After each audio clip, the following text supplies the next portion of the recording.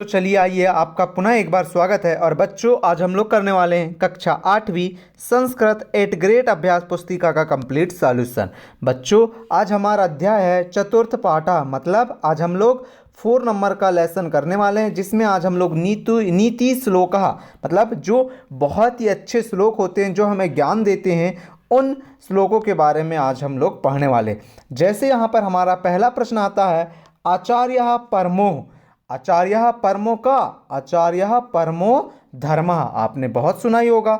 नीति श्लोकेषु भवति, नीति श्लोक कैसे होते हैं? नीति मतलब कि बहुत ही अच्छे ज्ञानवर्धक होते हैं।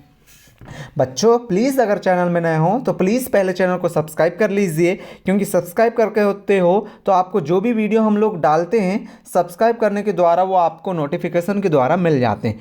अगर आप बहुत ही आसानी से उसे प्राप्त करना चाहते हैं तो प्लीज़ चैनल को पहले सब्सक्राइब कीजिए, लाइक कीजिए, शेयर भी अवश्य कीजिएगा। बच्चों, आपके पेपर आने ही वाले हैं और अगर आप पेपर में बहुत अच्छे अंक प्राप्त करना चाहते हैं तो प्लीज़ चैनल को सब्सक्राइब कर लीजिएगा। अब हमारे एक पदेन उत्तरम लिखत है, जिसमें प्रश्न नंबर तीसरा है, भयम कुत्र नास्ति, भयम कुत्र नास्ति जागृते, भय को आप कैसे हरा सकते हैं या नहीं आता है तो जागते हुए। शीला से लेकेन आरोप्यते यत्नेन, यत्नेन से आप मतलब कर्म से आप या अपने मेहनत से आप शील पर भी निशान कर सकते हैं या पत्थर पर भी निशान कर सकते हैं। जीवलोके कति सुखानी आसन, जीवन के कितने सुख के आसन हैं? 6 मतलब 6। आगे देखें, भोजन कदा विष भवति, भोजन कब विष का रूप धारण कर लेता है? अजीर्णे, जब आपको अजीर्ण हो जाता है तभी भोजन विष का रूप धारण कर लेता है। 7वां प्रश्न है और ये है एक वाक्येन। कैसे प्रश्न है ये? एक वाक्येन प्रश्न है। अब शंकरस्य भूषणम किम, शंकरस्य भूषणम किम मतलब शंकर का जो आभूषण कह सकते हैं हम, वो क्या है?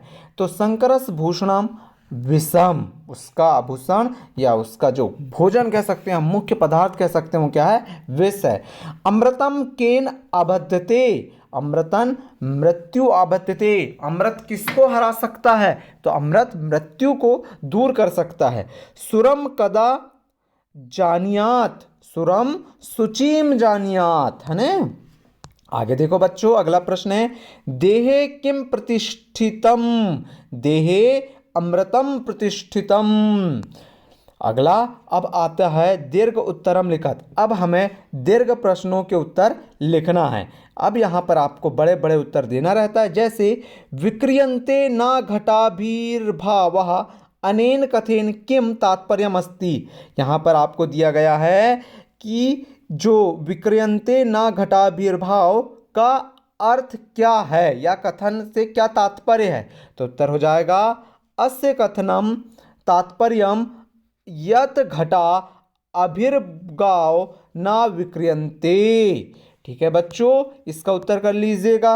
अगला प्रश्न देखो, 12वां प्रश्न, और ये आपको पता है हमारा अंतिम प्रश्न रहता है 12वां प्रश्न। तो यहाँ पर 12वां प्रश्न क्या कह रहा है? प्लीज़ पर चैनल में नए हो तो प्लीज़ प्लीज़ प्लीज़ चैनल को सब्सक्राइब कीजिए, क्योंकि हम आपको पेपर से बहुत अच्छे से तैयारी कराने वाले हैं। आपके पेपर आपको हूबहू देखने को मिलने वाले हैं और आपको इसकी PDF रंजित रांगडाले टेलीग्राम में सर्च कीजिएगा, वहाँ मिल जाएगी। नीति श्लोकः पाठात् स्त्रीलिंग युक्ता नाम पदान चित्वा लेखत, नीति श्लोक में जो पाठ है हमारा, उसमें स्त्रीलिंग युक्त शब्द जो हैं उनको लिखना है, जैसे प्रिया, प्रियवादिनी, शिला। आप और आपको उस अध्याय में ढूंढिएगा, अगर मिलते हैं तो आप और लिख लीजिएगा, इत्यादि कह के लिख दीजिएगा। ठीक है बच्चों, तो उम्मीद है आपको यह अध्याय पूर्णतः समझ आ गया होगा। अब हम मिलेंगे आपसे अगले अध्याय में। जब तक के लिए आप चैनल को सब्सक्राइब कीजिए, जब तक के लिए हमारी तरफ से आपको बहुत बहुत धन्यवाद।